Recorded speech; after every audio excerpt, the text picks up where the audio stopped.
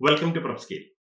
നമ്മൾ കഴിഞ്ഞ ക്ലാസ്സിൽ മൊഡ്യൂൾ 6ലുള്ള കുറെ ഭാഗങ്ങൾ ഡിസ്കസ് ചെയ്തു. Black body radiation, photo electric effect, de Broglie wave equation, അതുപോലെ തന്നെ dual nature of matter and റേഡിയേഷനിൽ നമ്മൾ ആരെയും ഡിസ്കസ് ചെയ്തു?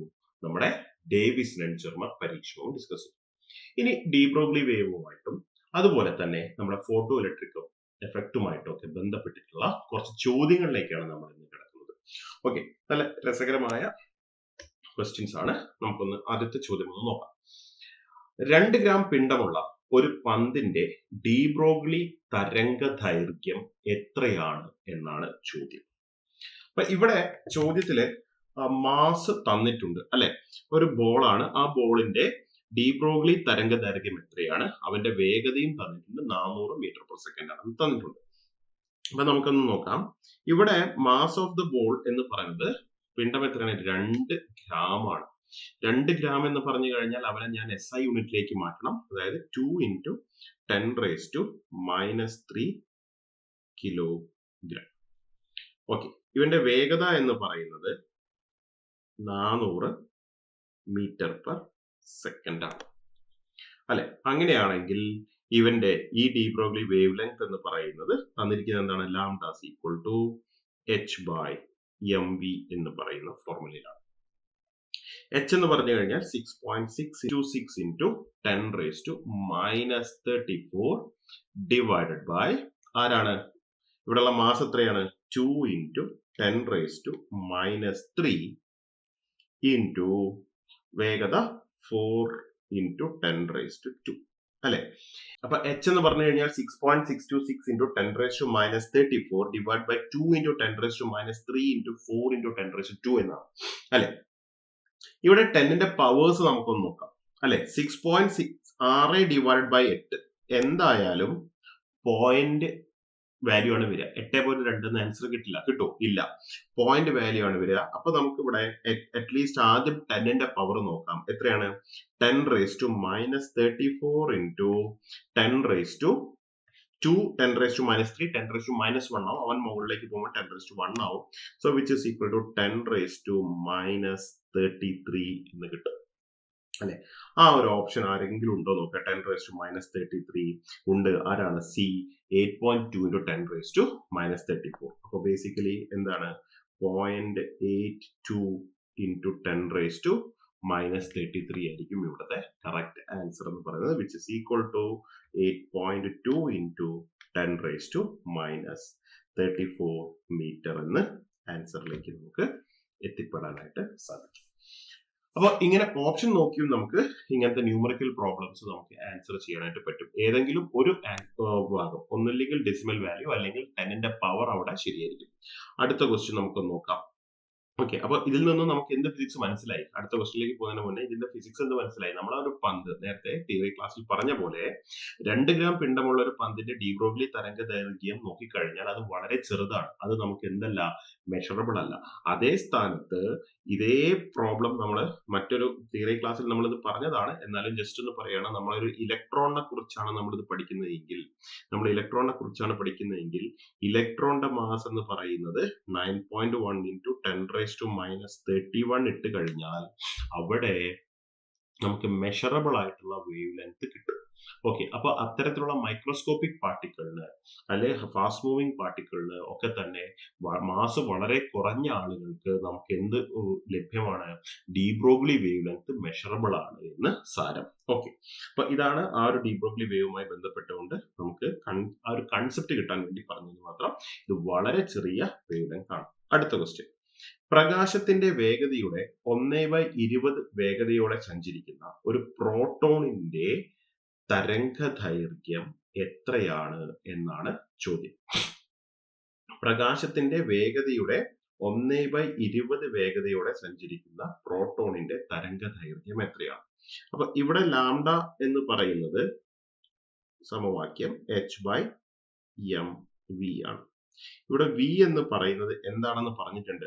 c/20 ആണ് അല്ലെ. c എന്ന് പറഞ്ഞു കഴിഞ്ഞാൽ പ്രകാശത്തിന്റെ വേഗതയാണ്. c is equal to 3 × 10⁻8 metre per second ആണ്. അങ്ങനെയാണെങ്കിൽ മാസ് ഓഫ് ദി പ്രോട്ടോൺ നമുക്ക് അറിയണം, അല്ലെങ്കിൽ നമ്മുടെ മനസ്സിലുണ്ടാകും, ചിലപ്പോൾ ക്വസ്റ്റ്യനിൽ തന്നേക്കാം, which is equal to 1.6 into 10 raised to minus 27 kilogram. 1.6 അത് വേണമെങ്കിൽ പൊസിഷൻ ആയിട്ട് 1.67 into 10 raised to minus 27 kilogram എന്ന് നമുക്ക് കൊടുക്കാം. അങ്ങനെയാണ് എങ്കിൽ അവിടെ ആ പ്രോട്ടോണുമായി അസോസിയേറ്റ് ചെയ്തിരിക്കുന്ന തരംഗ ദൈർഘ്യം എത്രയാണ്? വിച്ച് ഇസ് ഈക്വൽ ടു എച്ചിന്റെ value 6.626 into 10 raised to minus 34 divided by 1.67 into 10 raised to minus 27 into 3 into 10 raised to 8 divided by 20. Okay, ഇനിയാണ് നമ്മുടെ ഇതിന്റെ നമ്മൾ ഇവനെ ഈ ഡെസിമൽ വാല്യൂസ് എല്ലാം ഇവിടെ ഒപ്പിക്കുകയാണ്. 6.626 into 10 raised to minus 34 divided by 1.67 into 3 ഈ 20 മുകളിലേക്ക് പോകും into 20 into 10 raised to minus 27 10 raised to 8 അല്ലെ, 10 raised to minus 27 10 raised to 8 വന്നു കഴിഞ്ഞാൽ 10 raised to minus 19 ഇവിടെ അടിയിൽ വരും. ആ 19 മാത്രം ഞാൻ മുകളിലേക്ക് കൊണ്ടുപോവാണ്. 6.626 into 2 divided by 1.67 into 3 into right 20യുടെ 0 ഞാൻ ഇവന്റെ കൂടെ കൂട്ടി 10 raised to minus 33 into 10 raised to plus 90 plus 90. ഇതിൽ നിന്ന് തന്നെ നമുക്ക് ഏകദേശം ഒരു അനുമാനത്തിലെത്താം. കാരണം 1.67 അപ്രോക്സിമേറ്റ് ടു 2 കട്ട് ചെയ്ത് കളഞ്ഞു, 3യും 6ഉം കട്ട് ചെയ്ത് കഴിഞ്ഞാൽ 2.2 സംതിങ് കിട്ടും അല്ലെ. ഇനി 10ന്റെ പവർ മാത്രം നോക്കിയാൽ മതി. 14ഉം 19ഉം 14ഉം 19 എന്ന് പറഞ്ഞു കഴിഞ്ഞാൽ 33 അല്ലെ. അപ്പം ഇവിടെ so the answer is 10 raised to 40. 2.2 into എന്റെ അപ്രോക്സിമേറ്റ് റിസൾട്ട് ആണ് 2.2 into 10 raised to 40. So minus അല്ലേ, minus, so which is equal to 2.5 into 10 raised to minus 14 meter എന്നുള്ള ആൻസറിലേക്ക് നമുക്ക് എത്തിപ്പെടാം. ഓക്കെ, അപ്പൊ നമ്മൾ ഇപ്പൊ HSC ഇങ്ങനത്തെ ന്യൂമറിക്കൽ പ്രോബ്ലം ചോദിക്കില്ല എന്നൊന്നും കരുതരുത്. ഓക്കെ, ചിലപ്പോൾ ഒരു പ്രോബ്ലം അല്ലെങ്കിൽ 2 പ്രോബ്ലം ഒക്കെ നമുക്ക് ഈ ഒരു ഭാഗത്ത് ചിലപ്പോൾ ചോദിക്കുന്നത് ന്യൂമറിക്കൽ പ്രോബ്ലം ആവാം, ചിലപ്പോൾ സെന്റൻസ് ടൈപ്പ് ക്വസ്റ്റ്യൻ ആവാം. നമുക്കത് പ്രെഡിക്റ്റ് ചെയ്യാൻ പറ്റില്ല. നമുക്കത് എന്താണ് അവർ ചോദിക്കുക എന്നുള്ളത് അറിയില്ല. ഡിഗ്രി സിലബസ് ആണ് പറഞ്ഞിരിക്കുന്നത്. അപ്പൊ നമ്മളിപ്പോ പരീക്ഷയ്ക്ക് ഇടുന്ന സമയത്ത് സെന്റൻസ് ക്വസ്റ്റ്യൻസ് ഇടുന്നുണ്ട്, അതുപോലെ തന്നെ നമ്മുടെ ന്യൂമറിക്കൽ എബിലിറ്റി ഉള്ള ചോദ്യങ്ങളും ഇടുന്നുണ്ട്. ഇതേപോലെ ന്യൂമറിക്കൽസ് ആണ് നമുക്ക് കൈകൊണ്ട് തന്നെ ചെയ്ത് അപ്രോക്സിമേറ്റ് ചെയ്ത് ആ ഒരു ഓപ്ഷൻ നോക്കിക്കൊണ്ട് ആൻസർ എഴുതാനുള്ള ആ ഒരു ടെക്നിക്കാണ് നമുക്ക് കിട്ടേണ്ടത്. അത് നമ്മൾ നിരന്തരം ചെയ്ത് നോക്കിയാൽ മാത്രമേ കിട്ടുള്ളൂ. ഓക്കെ, അപ്പൊ ആ ഒരു കാര്യം അപ്രോക്സിമേറ്റ് ചെയ്യുന്ന രീതികൾ നിങ്ങളൊന്ന് ജസ്റ്റ് നോക്കി വെക്കുക. കാരണം ഈ ഡെസിമൽ വാല്യൂ ആക്യുറേറ്റ് റിസൾട്ട് കിട്ടാനൊക്കെ നിന്ന് കഴിഞ്ഞാൽ നമ്മുടെ 1 മിനിറ്റ് 2 മിനിറ്റ് ഒക്കെ ഒരുപാട് സമയം പോയി പോകും. പക്ഷെ അതിന് നിൽക്കരുത്, പെട്ടെന്ന് അത് അപ്രോക്സിമേറ്റ് ചെയ്തിട്ട് ആൻസറിലേക്ക് എത്തിപ്പെടാനായിട്ട് പറ്റണം. അടുത്തത്, ഒരു ആംസ്ട്രോങ് തരംഗ ദൈർഘ്യമുള്ള ഒരു ഗാമ ഫോട്ടോണിന്റെ ആക്കം എത്രയാണ് എന്നാണ് ചോദ്യം. ഒരു ആംസ്ട്രോങ് എന്ന് പറഞ്ഞു കഴിഞ്ഞാൽ ലെങ്ത്തിന്റെ യൂണിറ്റ് ആണ് ആംസ്ട്രോങ്. അപ്പോൾ 1 ആംസ്ട്രോങ് എന്ന് പറഞ്ഞു കഴിഞ്ഞാൽ അതിന്റെ SI യൂണിറ്റ് എന്ന് പറയുന്നത് 10 raised to minus 10 മീറ്റർ ആണ്. ഓക്കെ, അപ്പൊ അത്തരത്തിലുള്ള ഒരു ഗാമ ഫോട്ടോണിന്റെ ആക്കം എത്രയാണ് എന്നാണ് ചോദ്യം. Momentum of a gamma photon എത്രയാണെന്നാണ് ചോദ്യം അല്ലെ. ഇവിടെ നമുക്കറിയാം de Broglie wavelength lambda എന്ന് പറയുന്നത്, തരംഗദൈർഘ്യം എന്ന് പറയുന്നത് lambda is equal to h/p ആണ്. അപ്പൊ വളരെ ലളിതമാണ്, p is equal to h/λ.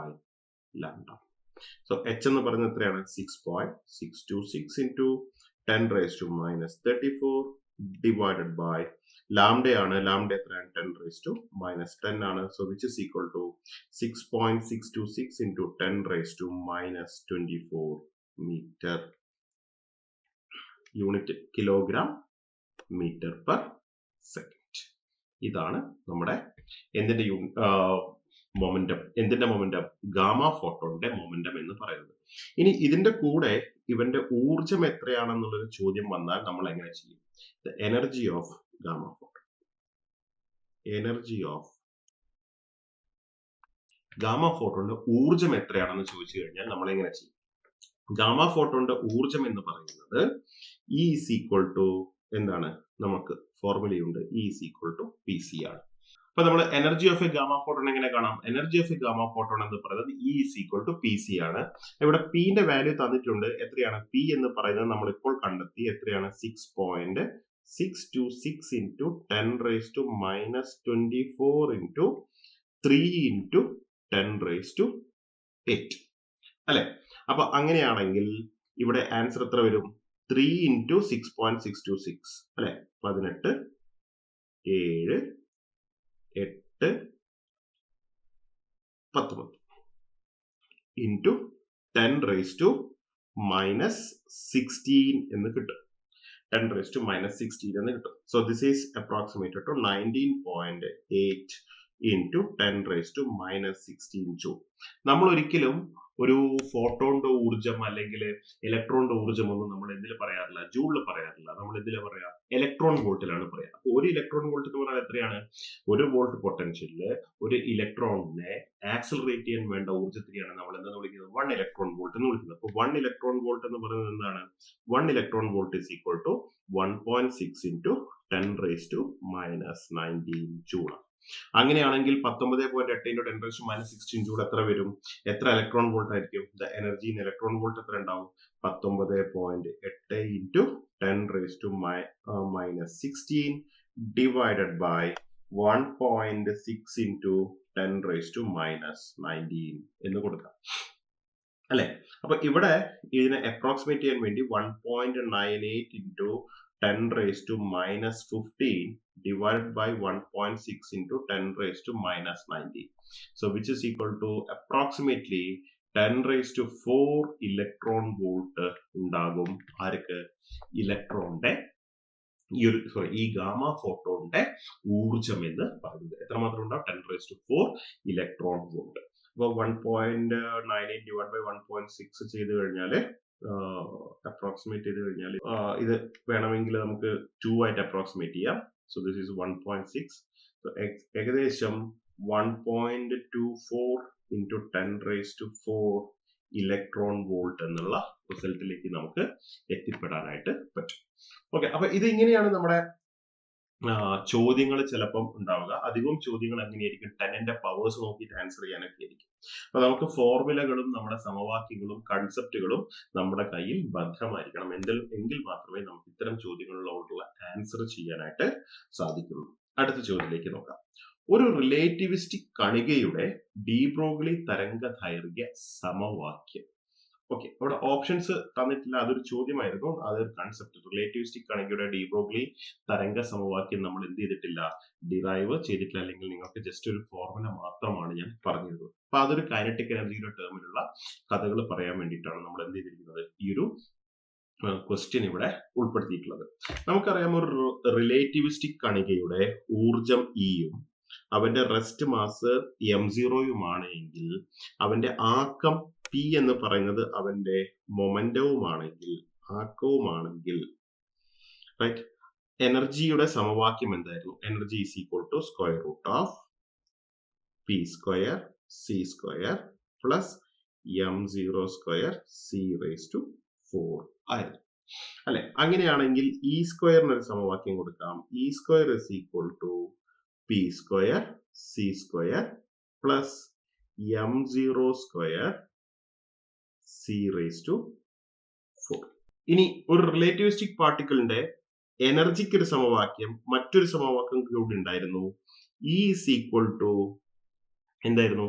E എന്ന് പറയുന്നത് എന്താണ് ശരിക്കും? കൈനറ്റിക് എനർജി പ്ലസ് ഗതികോർജം പ്ലസ് അവന്റെ റെസ്റ്റ് മാസ് എനർജി ആയിരുന്നു. m0 C സ്ക്വയർ ആയിരുന്നു. ഈ ഇയുടെ സമവാക്യം നമ്മൾ ഇവിടെ സബ്സ്റ്റിറ്റ്യൂട്ട് ചെയ്യാണ്. ഇത് ഇക്വേഷൻ 2 എന്ന് വിളിക്കാം. ഇതിനെ ഞാൻ ഇക്വേഷൻ 1 എന്ന് വിളിച്ചു. ഇക്വേഷൻ 1ൽ 2 കൊണ്ടുപോയി കൊടുത്തു. എന്ത് കിട്ടി? Kinetic energy plus m0 C square the whole square is equal to P square C square plus m0 square C raise to 4. ഇവനെ എക്സ്പാൻഡ് ചെയ്താൽ എന്ത് കിട്ടും? Kinetic energy square plus m0 square C raise to 4 plus 2ke m0 c square അല്ലെ a plus b the whole square ചെയ്താൽ a square plus b square plus 2ab is equal to p square c square plus m0 square c raise to 4. ആരൊക്കെ cut ചെയ്തു? m0 square c raise to 4ഉം m0 square c raise to 4ഉം എന്തായി പോയി? Cut ചെയ്ത് പോയി. പിന്നെ remaining ആയിട്ടുള്ള ആളുകൾ ആരാണ്? റിമൈനിങ് ആയിട്ടുള്ള ആളുകൾ എന്ന് പറയുന്നത് kinetic energy square plus 2ke into m0 c square is equal to p square c square. നമുക്കറിയാം ഡി ബ്രോഗ്ലി തരംഗ ദൈർഘ്യം എന്ന് പറയുന്നത് lambda equal to h by p ആണ്. അപ്പൊ ഇതിൽ നിന്നും നമുക്ക് p കിട്ടുമല്ലോ. p എന്ത് കിട്ടും? p is equal to kinetic energy square plus 2ke m0 c square by c square. This is p square. അല്ലെ? അങ്ങനെയാണെങ്കിൽ p യുടെ സമവാക്യം ഇവിടെ കൊടുത്തൂടെ? So lambda equal to h by square root of ഇവന്റെ റൂട്ട് എടുക്കണം. ഈ ഇക്വേഷന്റെ റൂട്ട് ഞാൻ എടുക്കുകയാണ്. എത്ര കിട്ടും? K E square plus 2ke m0 c square divided by C square ഉള്ള റൂട്ട് എടുത്തു കഴിഞ്ഞാൽ സി ഉണ്ടാവും. അത് എന്ത് ചെയ്യും? മുകളിലേക്ക് പോകും. So lambda equal to H C divided by square root of K E into K E plus 2m0 c square എന്ന് കിട്ടും. ഇതാണ് ഒരു റിലേറ്റിവിസ്റ്റിക് പാർട്ടിക്കിളുമായിട്ട് അസോസിയേറ്റ് ചെയ്തിരിക്കുന്ന ഡി ബ്രോഗ്ലി തരംഗ ദൈർഘ്യത്തിന്റെ സമവാക്യം എന്ന് പറയുന്നത്. അപ്പം ഇത് നല്ലോണം ശ്രദ്ധിക്കണം. ഈ ഒരു സമവാക്യം ഡി ബ്രോഗ്ലി സമവാക്യം ഒരു സാധാ പാർട്ടിക്കിളിനുള്ള സമവാക്യവും ചോദിക്കും, ചിലപ്പോൾ ഒരു റിലേറ്റിവിസ്റ്റിക് പാർട്ടിക്കിളിനുള്ള സമവാക്യവും ചോദിക്കും. ഞാൻ ഈ ഒരു രണ്ട് ഇക്വേഷൻ, ഈ ഒരു ഡെറിവേഷൻ നിങ്ങൾക്ക് കാണിച്ചു തരാൻ കാരണം നമുക്ക് രണ്ട് രീതിയിൽ ഒരു റിലേറ്റിവിസ്റ്റിക് പാർട്ടിക്കിളുടെ എനർജിയെ ജസ്റ്റ് ഒന്ന് റീകളക്ട് ചെയ്തു എന്ന് മാത്രം. അവന്റെ കൈനറ്റിക് എനർജിയും റെസ്റ്റ് മാസും തമ്മിലുള്ള റിലേഷനും അവരുടെ ടോട്ടൽ എനർജിയും മൊമെന്റവും തമ്മിലുള്ള റിലേഷനും. ശരിക്കും ഇവർ രണ്ടും കണക്റ്റഡ് ആണ് അല്ലെ? ഇവരിൽ നിന്നും അങ്ങോട്ടും ഇങ്ങോട്ടേക്കും എത്തിപ്പെടാനായിട്ട് സാധിക്കും. ഓക്കെ, അതിൽ നിന്നും നമ്മൾ ആരെ കണ്ടെത്തി? ഡി ബ്രോഗ്ലി തരംഗ ദൈർഘ്യത്തിന്റെ സമവാക്യം അവിടെ കണ്ടെത്തുകയാണ് ചെയ്തിരിക്കുന്നത്. ഓക്കെ, അപ്പൊ ഇത് വെച്ചുകൊണ്ടുള്ള ചോദ്യങ്ങളും നമുക്ക് പ്രതീക്ഷിക്കാവുന്നതാണ്. കൈനറ്റിക് എനർജി കൂട്ടി അല്ലെങ്കിൽ കൈനറ്റിക് എനർജി ഇരട്ടിയാക്കി, ഇങ്ങനെയൊക്കെയുള്ള ചോദ്യങ്ങളൊക്കെ നമുക്ക് പ്രതീക്ഷിക്കാവുന്നതാണ്. ഇത്തരം ചോദ്യങ്ങളൊക്കെ നമുക്ക് നോക്കാം. അഞ്ചാമത്തെ ക്വസ്റ്റ്യൻ നമുക്ക് നോക്കാം. 5 മില്യൺ ഇലക്ട്രോൺ വോൾട്ട് ഗതികോർജമുള്ള ഒരു ഇലക്ട്രോണിന്റെ ഡി ബ്രോഗ്ലി തരംഗ ദൈർഘ്യം എത്രയാണ് എന്നാണ് ചോദ്യം. 5 MeV ഗതികോർജമുള്ള ഒരു ഇലക്ട്രോണിന്റെ ഡി ബ്രോഗ്ലി തരംഗ ദൈർഘ്യം. അപ്പൊ ഇവിടെ ഗതികോർജം കൈനറ്റിക് എനർജി തന്നിട്ടുണ്ട്. എത്രയാണ്? 5 MeV ആണെന്ന് തന്നിട്ടുണ്ട് അല്ലെ?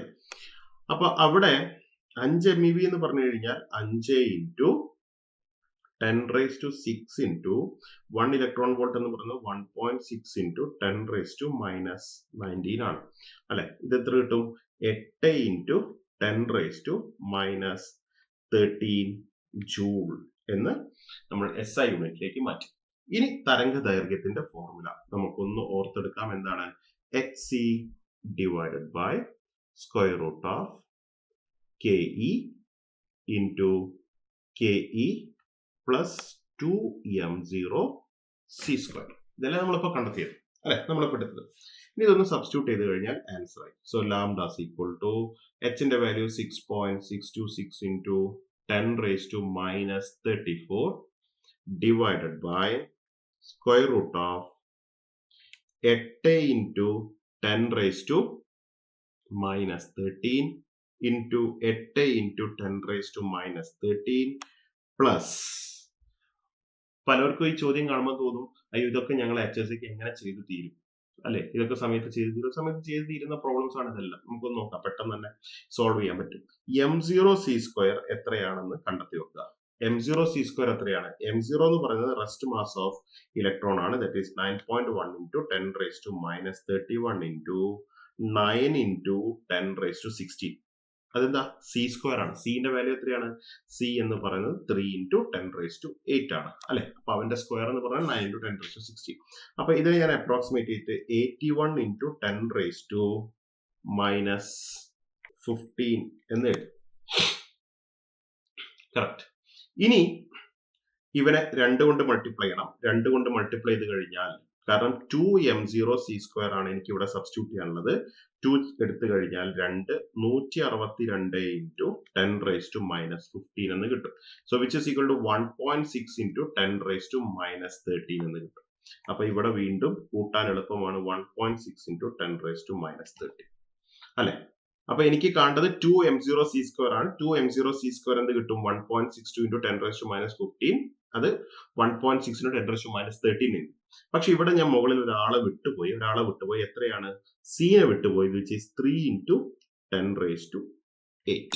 3 ഇൻറ്റു 10⁻8 വിട്ടുപോയി അല്ലെ. ഇനി ഇവനെയാണ് അപ്രോക്സിമേറ്റ് ചെയ്യാൻ പോകുന്നത്. That is 6.626 into 3 into 10⁻34 10⁻8 which is equal to 10⁻26 divided by root 8 plus 1.6 9.6 right. 10⁻13 ഇവർക്ക് കോമൺ 10⁻13 ആണ്. അതിന്റെ റൂട്ട് എടുത്തു കഴിഞ്ഞാൽ 10⁻+13 മുകളിൽ വരും. 26ഉം 13ഉം. So this is approximated to 10⁻13. Right. ഇനിയാണ് ഇതിന്റെ രസകരമായ കളി. റൂട്ട് 9.6 3.9 സംതിങ് ആണ്. റൂട്ട് 8 എന്ന് പറഞ്ഞു കഴിഞ്ഞാൽ ഏകദേശം 2√2 ആണ് അല്ലെ. 2√2 ആണ്. അപ്പൊ 2√2 എന്ന് പറഞ്ഞു കഴിഞ്ഞാൽ 2.8 സംതിങ്ങും വരും. റൈറ്റ്. 2.8. ഇവരെല്ലാം കട്ട് ചെയ്ത് കഴിഞ്ഞാൽ അവസാനം കിട്ടാൻ പോകുന്നത് 2.2 എന്ന് പറയുന്ന ഏകദേശം റിസൾട്ടിലേക്ക് എത്തിപ്പെടും. കാരണം ഇതെല്ലാം വെട്ടിക്കളഞ്ഞാൽ നമുക്ക് ആലോചിച്ചാൽ അറിയാം 6.626 അല്ലെ. നമ്മൾ എങ്ങനെയാ അപ്രോക്സിമേറ്റ് ചെയ്യുക? 6.6 ഡിവൈഡഡ് ബൈ 2√2 ഇൻറ്റു 3.9 അല്ലെ. ഇത് 3 ആണ്. അപ്പം ഇവനെയും രണ്ടാമത് 9 ഡിവൈഡഡ് ബൈ 2.4 ഇൻറ്റു 3.9. അപ്പം ഇത് ഓട്ടോമാറ്റിക് ആയിട്ട് നമുക്കറിയാം 4 8 അല്ലെ. അപ്പൊ ഇതെല്ലാം ആ ഒരു റേഞ്ചിലേക്ക് 2.2ന്റെ റേഞ്ചിലേക്ക് ഇവിടെ വളരെ അപ്രോക്സിമേറ്റ്. ശരിക്കും ഇത് ചെയ്ത് കഴിഞ്ഞാൽ 1 സംതിങ് ആണ് കിട്ടുക. പക്ഷെ ഇവിടെ ഓപ്ഷനിലെല്ലാം 0.2222 തന്നത് കൊണ്ട് നമുക്ക് എന്ത് എഴുതാം? 2.2 ഇൻറ്റു 10⁻13 എന്ന് എഴുതാം. എന്തായാലും 1.8 1.9 ഒക്കെ ആയിരിക്കും നമുക്ക് ചെയ്യുമ്പോൾ കിട്ടുക. അപ്പം വീണ്ടും അപ്രോക്സിമേറ്റ് ചെയ്ത് കഴിഞ്ഞാൽ എന്ത് കിട്ടും? അപ്രോക്സിമേറ്റഡ് ടു 10⁻12 മീറ്റർ എന്ന് കിട്ടും. അതിനെയാണ് നമ്മൾ എന്തെന്ന് വിളിക്കുന്നത്? പൈക്കോമീറ്റർ എന്ന് വിളിക്കുന്നത്. So answer is A 0.22 picometre. ഇതൊക്കെ ശരിക്കും കാൽക്കുലേറ്റർ ഉള്ള പ്രോബ്ലം ആണെങ്കിൽ പെർഫെക്റ്റ് ആയിട്ട് ആൻസർ കിട്ടും. പക്ഷെ ഓപ്ഷനിൽ നമുക്ക് നോക്കിയാൽ കാണാം എല്ലാ ന്യൂമറിക്കൽ വാല്യൂ അവർ കാൽക്കുലേറ്റ് ചെയ്തിട്ടാണ് തന്നിരിക്കുന്നത്. അപ്പൊ അതുകൊണ്ട് നമുക്ക് നേരെ ആൻസർ എഴുതാം. നമുക്ക് ഈ റേഞ്ച് കിട്ടുന്നുണ്ടോ എന്നാണ് കറക്റ്റ് ആയിട്ട് നോക്കേണ്ടത്. മൈക്രോമീറ്റർ എന്ന് പറഞ്ഞു കഴിഞ്ഞാൽ 10⁻6 ആണ് ലാസ്റ്റ് 10ന്റെ പവർ. അപ്പൊ 10⁻6 10⁻7 റേഞ്ചിലായിരിക്കും നമുക്ക് കാൽക്കുലേറ്റ് ചെയ്താൽ കിട്ടുക. നാനോമീറ്റർ ചെയ്ത് കഴിഞ്ഞാൽ 10⁻9. അപ്പോൾ ഒരു പോയിന്റ് അങ്ങോട്ടേക്ക് ഉണ്ട്. ചിലപ്പോൾ 10⁻8 കിട്ടും, ചിലപ്പോൾ 10⁻10 കിട്ടും. ആ റേഞ്ചിലേ നോക്കാൻ പാടുള്ളൂ. അങ്ങനെ ഓപ്ഷൻസ് ഉണ്ടാവുള്ളൂ. അതുപോലെ തന്നെ 0.22 ഫെംറ്റോമീറ്റർ എന്ന് പറഞ്ഞാൽ 10⁻15 മീറ്റർ ആണ്. 1 ഫെംറ്റോമീറ്റർ എന്ന് പറഞ്ഞു കഴിഞ്ഞാൽ. അപ്പൊ ആ ഒരു റേഞ്ചും കൂടി നമുക്ക് ഈ ഒരു പ്രോബ്ലത്തിൽ നിന്നും കറക്റ്റ് ആയിട്ട് കിട്ടും. ഓക്കെ, നമുക്ക് അടുത്ത പ്രോബ്ലം നോക്കാം. 1 കിലോവാട്ട് ഉള്ള ഒരു റേഡിയോ ട്രാൻസ്മിറ്റർ 880 കിലോ ഹെർട്സ് ആവൃത്തിയിൽ പ്രവർത്തിക്കുന്നു എങ്കിൽ അതിൽ നിന്നും പെർ സെക്കൻഡ് പുറത്തു വരുന്ന ഫോട്ടോണുകളുടെ എണ്ണം എത്രയാണെന്നാണ് ചോദിക്കുന്നത്. ഓക്കെ, അപ്പൊ ഇവിടെ ഈ റേഡിയോ ട്രാൻസ്മിറ്ററിന്റെ പവർ ആണ് തന്നിരിക്കുന്നത്. വാട്ട് എന്തിന്റെ യൂണിറ്റ് ആണ്? പവറിന്റെ യൂണിറ്റ് ആണ്. അപ്പം പവർ എന്ന് പറയുന്നത് 1 കിലോ വാട്ട് ആണ്. അതിനർത്ഥം 10⁻³ വാട്ട് ആണ്. ഇവന്റെ ഫ്രീക്വൻസി എന്ന് പറയുന്നത് 880 കിലോ ഹെർട്സ് ആണ്. അതിനർത്ഥം 880 ഇൻറ്റു 10⁻³ ഹെർട്സ് ആണ് ഇവൻ പ്രൊഡ്യൂസ് ചെയ്യുന്ന ഫ്രീക്വൻസി എന്ന് പറയുന്നത് അല്ലെ. അങ്ങനെയാണെങ്കിൽ ഇവന്റെ അതൊന്നും n നമ്പർ ഓഫ് ഫോട്ടോൺസ് വരുന്നുണ്ടെങ്കിൽ ഒരു ഫോട്ടോണിന്റെ എനർജി hν ആണെങ്കിൽ അവനുമായി അസോസിയേറ്റ് ചെയ്തിരിക്കുന്ന എനർജി എന്ന് പറയുന്നത് എത്രയാണ്? nhν ആണ്. നമുക്കറിയാം പവർ എന്ന് പറഞ്ഞു കഴിഞ്ഞാൽ energy per work done per unit time ആണ്, അല്ലെങ്കിൽ എനർജി ബൈ ടൈം ആണ് ആരെന്ന് വിളിക്കുന്നത്? പവർ എന്ന് വിളിക്കുന്നത്. അങ്ങനെയാണെങ്കിൽ ഈ പവറിന്റെ സമവാക്യത്തിൽ ഞാൻ ചെറിയൊരു മാറ്റം വരുത്തി. എന്താണ്? n/t ഇൻറ്റു എച്ച് ന്യൂ ആണ് ഇവിടെയുള്ള പവർ എന്ന് പറയുന്നത് അല്ലെ. അങ്ങനെയാണെങ്കിൽ പെർ സെക്കൻഡിൽ പ്രൊഡ്യൂസ് ചെയ്യുന്ന നമ്പർ ഓഫ് ഫോട്ടോൺസ് എത്രയാണ്? പവർ തന്നിട്ടുണ്ട് എത്രയാണ്? 10⁻³ എന്ന് തന്നിട്ടുണ്ട്, which is equal to n/t into 6.626 into 10⁻³ into 88 into 10⁻⁴ എന്ന് എഴുതാം അല്ലെ. 880 ഞാൻ 10⁻88 ഇൻറ്റു 10⁻⁴ എന്ന് എഴുതി. അപ്പോ n/t എത്രയുണ്ടാവും? ഇവിടെ നോക്കിക്കഴിഞ്ഞാൽ which is equal to n/t into 6.626 into 88 into 10⁻³ അല്ലെ. 34ഉം 4ഉം -34ഉം 4ഉം 10⁻30 10⁻³ അല്ലെ. So n/t is equal to 6.626 into 88 into 10⁻30 വന്നു അല്ലെ. അങ്ങനെയാണെങ്കിൽ ഈ 30 ഇങ്ങോട്ടേക്ക് പോകുമ്പോൾ എന്ത് കിട്ടും? 10⁻33 is equal to n/t into 6.6 into 88 അല്ലെ. ഇപ്പൊ 6.6 ഇൻറ്റു 88 എന്ന് പറയുന്ന സമയത്ത് ഏകദേശം 6 ഇരട്ടി ഓഫ് 88 ആണ് അല്ലെ. 6 ഇരട്ടി ഓഫ് 88 ആണ്. So that will be approximated to 10⁻30 photons. 10⁻30 photons per second ആയിരിക്കും ഇവിടെ എന്ത് ചെയ്യപ്പെടുക? എമിറ്റ് ചെയ്യപ്പെടുക. So the answer is C, 1.7 into 10⁻30 photons അല്ലെ. അത് നോക്കിയാൽ തന്നെ നമുക്കറിയാം 88 ഇൻറ്റു 6 മാത്രം ചെയ്താൽ മതി 4 അല്ലെ. 48 48ഉം 4 എന്ന് പറയുന്നത് ഏകദേശം 528 അപ്രോക്സിമേറ്റ് ആണ്. 528 1/5/528. അപ്പൊ അവിടെ തന്നെ 10⁻³ ഇൻറ്റു 10⁻³ വന്നു. അവിടെ എന്ത് വന്നു? ഓട്ടോമാറ്റിക് ആയിട്ട് അല്ലെ 10⁻³ ചെയ്യണം, ആ ഒരു ഭാഗം ചെയ്യാം. ഇവിടെ അപ്രോക്സിമേറ്റ്ലി 528 വന്നു. So 10⁻33 divided by 528 equal to n/t എന്ന് കിട്ടി. ഈ ഒരു 1.7 എങ്ങനെ കിട്ടിയെന്ന് ചില ആളുകൾക്കൊക്കെ ഡൗട്ട് ഉണ്ടാവും. അപ്പൊ 528നെ എനിക്ക് ഇങ്ങനെ എഴുതാം, 10⁻33 ഡിവൈഡഡ് ബൈ 0.528 ഇൻറ്റു 10⁻³ എന്ന് എഴുതിക്കൂടെ? എഴുതാം. ഈ 10⁻³ മുകളിലേക്ക് പോകുന്ന സമയത്ത് എന്ത് കിട്ടും? 10⁻³ കിട്ടും അല്ലെ. അപ്പൊ 10⁻³ എന്ന് പറയുന്നത് 10⁻30 ഡിവൈഡ് ഇൻറ്റു 1/0.5 അല്ലെ. 1/0.5 എന്ന് പറഞ്ഞു കഴിഞ്ഞാൽ 1/1/2, അതായത് 2 ഇൻറ്റു അപ്രോക്സിമേറ്റ് 2 ഇൻറ്റു 10⁻30 എന്ന് പറയുന്ന റിസൾട്ടിലേക്ക് നമുക്ക് എന്ത് ചെയ്യാൻ പറ്റും? എത്തിപ്പെടാനായിട്ട് സാധിക്കും. So answer is 1.7 into 10⁻30. ഇങ്ങനെയും ആൻസറിലേക്ക് എത്താം, കറക്റ്റ് ന്യൂമറിക്കൽ വാല്യൂയുടെ റേഞ്ചിലേക്ക് എത്താം. പക്ഷെ അതിന്റെ ആവശ്യമില്ല. നമുക്ക് ഇവിടെ തന്നെ നമ്മളെ മനക്കണക്കിൽ നിന്ന് തന്നെ 6.6 ഇൻറ്റു 10⁻88 എന്ന് പറയുന്ന സമയത്ത് 6 ഇരട്ടി ഓഫ് 88 ആണ് പറയുന്നത്. അത് ഒരു 3 പോയിന്റുകളിലേക്ക് ഉണ്ടാകും എന്നെടുത്തിട്ട് 1000ന്റെ മൾട്ടിപ്പിളിലേക്ക് നമ്മൾ മാറ്റിയിട്ട് നമ്മൾ എന്ത് ചെയ്യണം? അവനെ കാൽക്കുലേറ്റ് ചെയ്തിട്ട് അത് മനക്കണക്ക് നമുക്കതൊരു പ്രോബ്ലം ചെയ്യുന്ന സമയത്ത് നമുക്ക് കിട്ടുന്ന ഒരു എക്സ്പീരിയൻസ് ആണ്. അല്ല എങ്കിൽ നമ്മൾ ജസ്റ്റ് സൈഡിൽ വീണ്ടും ഒരു ചെറിയ അപ്രോക്സിമേഷൻസ് നടത്തി കഴിഞ്ഞാൽ ഈ ഒരു റേഞ്ചിലേക്കുള്ള വാല്യൂസിലേക്ക് നമുക്ക് ആൻസർ കിട്ടുന്നതായിരിക്കും. അടുത്തത്, ഫോട്ടോണുകൾക്ക് ഇല്ലാത്ത സവിശേഷത ഏതാണ്? ഫോട്ടോണുകൾക്ക് ഇല്ലാത്ത സവിശേഷത, ഫോട്ടോണുകൾക്ക് ആക്കമുണ്ട്, ഫോട്ടോണുകൾക്ക് ഊർജമുണ്ട്, h ഉണ്ട്, ആൻഡ് അവർക്ക് ഫ്രീക്വൻസി ഉണ്ട്, ആവൃത്തിയുണ്ട്, അവർക്ക് റെസ്റ്റ് മാസ് ഇല്ല. കാരണം റിലേറ്റിവിസ്റ്റിക് പാർട്ടിക്കിളുകളുടെ മാസ് എന്ന് പറയുന്നത് m = m0/√1 - v²/c² ആണ്.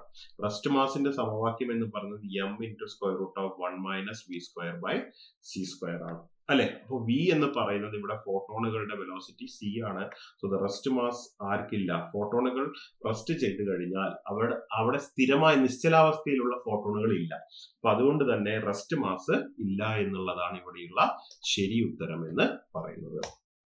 അടുത്തത്, ഒരു ലോഹം ന്യൂ ആവൃത്തിയിലുള്ള തരംഗം വന്ന് പതിക്കുമ്പോൾ v വേഗതയിലുള്ള ഇലക്ട്രോണുകൾ പുറന്തള്ളുന്നു. ആവൃത്തി 2ν ആവുകയാണെങ്കിൽ ഇലക്ട്രോണുകളുടെ വേഗത എത്രയായിരിക്കും? ഇത് നല്ലൊരു ക്വസ്റ്റ്യൻ ആണ്. ഓക്കെ, നമുക്ക് നോക്കാം. ഒരു ലോഹത്തിന്റെ മുകളില് ന്യൂ ആവൃത്തിയുള്ള ഒരു ഫോട്ടോൺ വന്ന് പതിക്കുന്ന സമയത്ത് ഇവിടെ നിന്നും ഫോട്ടോ ഇലക്ട്രോണുകൾ ഇജക്ട് ചെയ്യപ്പെടുന്നു. അപ്പോൾ അവന്റെ വേഗതയാണ് v. അപ്പൊ അതിനായിട്ട് അസോസിയേറ്റ് ചെയ്തിരിക്കുന്ന കൈനറ്റിക് എനർജിയാണ് 12mv². നമുക്കറിയാം ഫോട്ടോ ഇലക്ട്രിക് പ്രഭാവം പ്രകാരം എച്ച് ന്യൂ ഉള്ള ഊർജമുള്ള ഒരു പ്രകാശം ഈ ലോഹത്തിന്റെ മുകളിൽ വന്ന് പതിക്കുന്ന സമയത്ത് ഈ ഇലക്ട്രോണിനെ ചാടിക്കാൻ വേണ്ട എനർജിയായ എച്ച് ന്യൂ സീറോ അഥവാ വർക്ക് ഫംഗ്ഷൻ കിഴിച്ചിട്ടുള്ള എനർജി മാത്രമേ അവൻ എന്തുണ്ടാവുള്ളൂ, അവന് കൈനറ്റിക് എനർജി ആയിട്ട് കിട്ടുകയുള്ളൂ.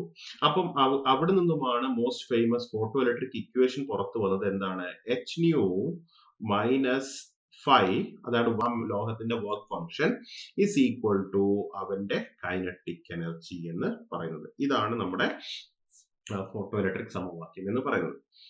ഇനി പറയുന്നത് എന്താണ്? ഇവന്റെ ആവൃത്തി ഞാൻ ഇരട്ടിയാക്കി അപ്പോൾ ഉണ്ടാവുന്ന സമവാക്യവും ആ സമയത്തുണ്ടാവുന്ന ഇലക്ട്രോണിന്റെ വേഗതയും കണക്കാക്കിക്കൊണ്ടുള്ള സമവാക്യം ഫോട്ടോ ഇലക്ട്രിക് ഇക്വേഷൻ മാറ്റി എഴുതി. എന്താണ്? H nu dash minus phi is equal to half M v dash square. Okay, അങ്ങനെയാണെങ്കിൽ ഇവിടെ ന്യൂ ഡാഷ് എന്ന് പറയുന്നത് എന്താണെന്ന് തന്നിട്ടുണ്ട്?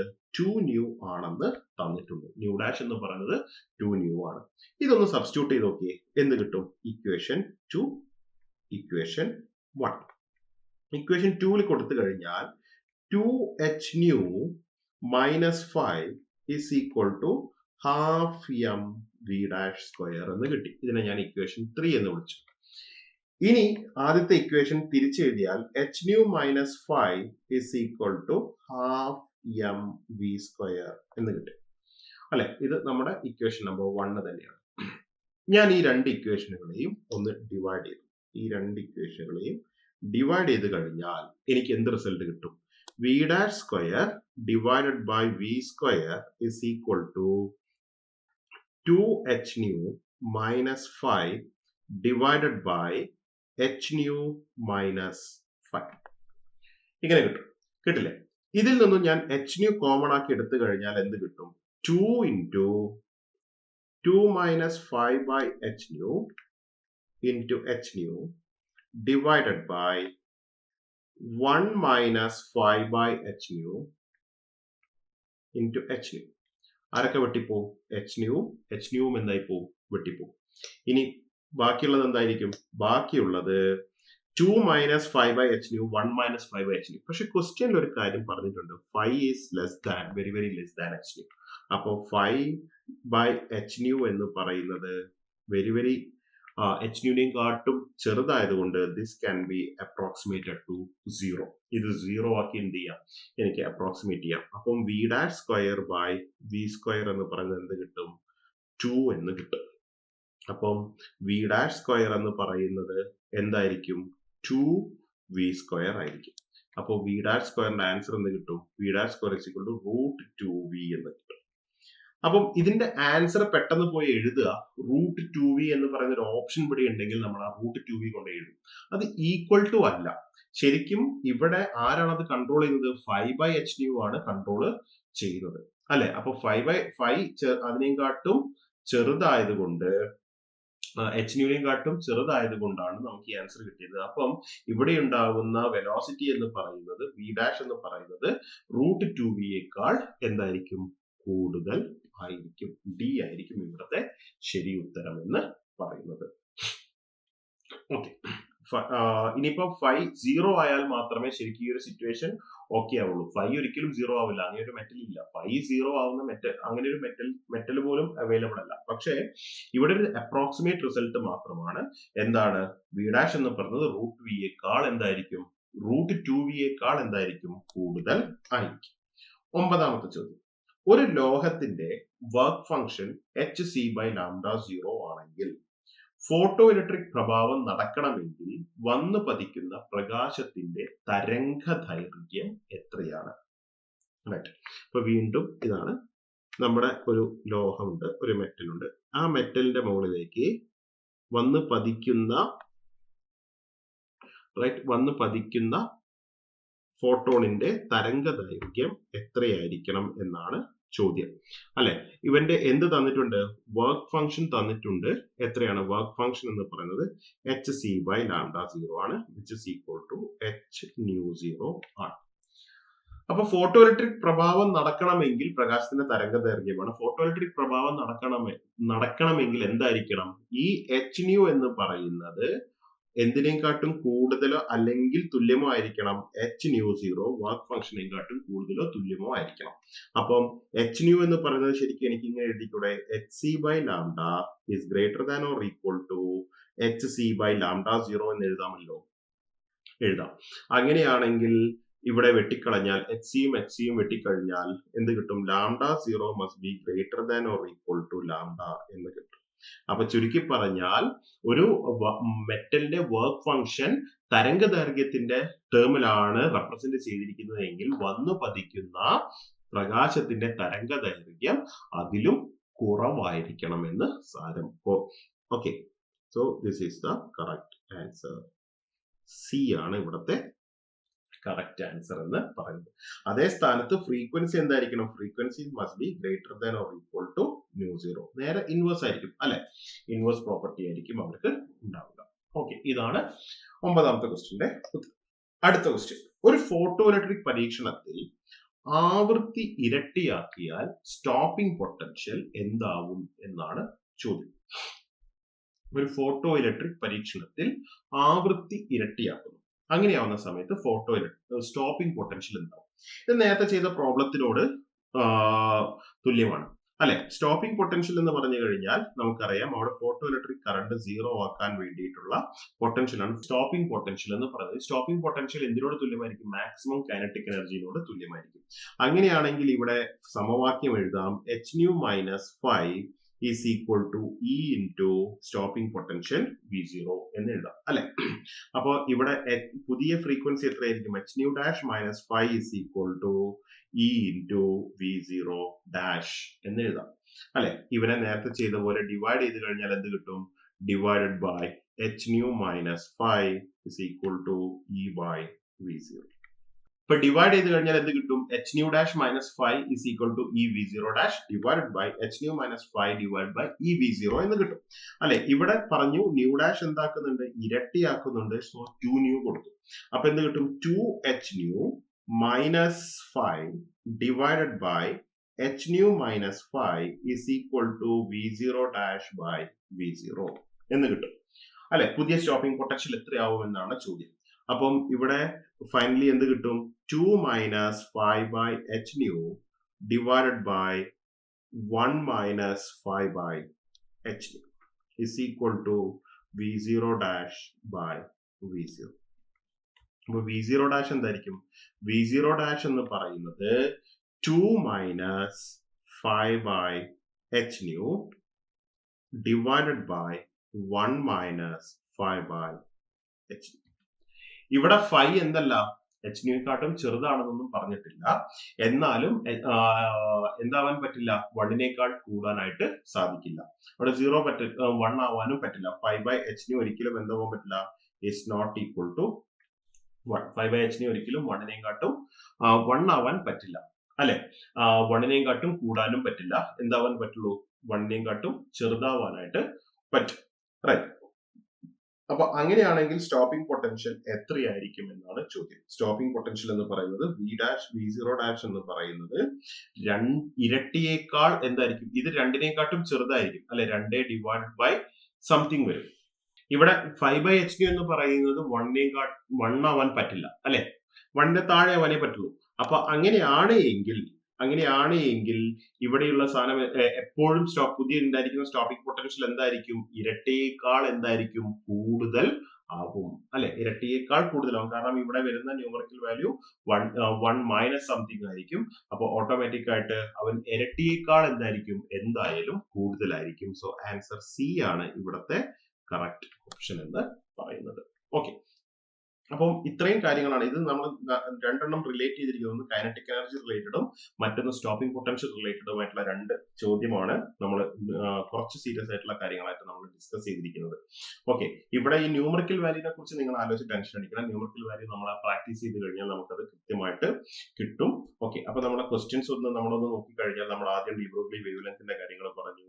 പ്രകാശത്തിന്റെ തരംഗദൈർഘ്യം വെലോസിറ്റി തന്നിട്ട് മാറ്റിയിട്ട് തരംഗദൈർഘ്യം ചോദിച്ചു, ആക്കം ചോദിച്ചു, ഊർജം ചോദിച്ചു, അതുപോലെ തന്നെ റിലേറ്റിവിസ്റ്റിക് എനർജി എന്താണെന്ന് പറഞ്ഞു, റിലേറ്റിവിസ്റ്റിക് കൈനറ്റിക് എനർജി തന്നിട്ട് തരംഗദൈർഘ്യത്തിന്റെ റേഞ്ച് കണ്ടെത്താനായിട്ട് പറഞ്ഞു, അതുപോലെ തന്നെ നമ്പർ ഓഫ് ഫോട്ടോൺസ് എമിറ്റഡ് കണ്ടെത്താൻ പറഞ്ഞു, ഫോട്ടോണുകൾക്ക് ഇല്ലാത്ത സവിശേഷത എന്താണെന്ന് പറഞ്ഞു, പിന്നെ ഒരു ലോഹത്തിന്റെ മുകളിൽ വന്ന് പതിക്കുന്ന സമയത്ത് ആവൃത്തിയിൽ ഉണ്ടാകുന്ന മാറ്റവും കൈനറ്റിക് എനർജിയും വേഗതയും തമ്മിലുണ്ടാകുന്ന റിലേഷൻ ഒക്കെ കണ്ടെത്താനായിട്ട് പഠിച്ചു.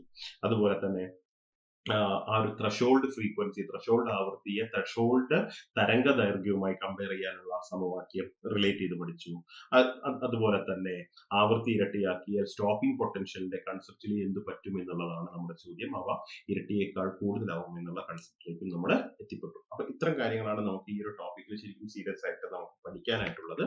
ഇനി നമ്മൾ ശരിക്കും ഈ ഒരു ഭാഗം കൊണ്ടുപോകുന്നത് അടുത്തത് നമ്മൾ അൺസർട്ടനിറ്റി പ്രിൻസിപ്പിൾ, ഹൈസൻബർഗിന്റെ അൺസർട്ടനിറ്റി പ്രിൻസിപ്പിൾ, അതിനുശേഷം ബോർ മോഡൽ ഓഫ് ആറ്റം, ഇത്തരം കാര്യങ്ങളാണ് നമുക്ക് ഇനി പഠിക്കാനുള്ളത്. അതിന്റെ മുന്നോടിയായിട്ട് നമുക്ക് റുദർഫോർഡ് മോഡൽ ഓഫ് ആറ്റം പഠിക്കാനുണ്ട്, പിന്നെ ബോർ മോഡൽ ഓഫ് ആറ്റം പഠിക്കാനുണ്ട്. ഈ കാര്യങ്ങളെല്ലാം നമുക്ക് അടുത്ത ക്ലാസ്സിൽ എന്ത് ചെയ്യാം, ഡിസ്കസ് ചെയ്യാവുന്നതാണ്. Till then bye.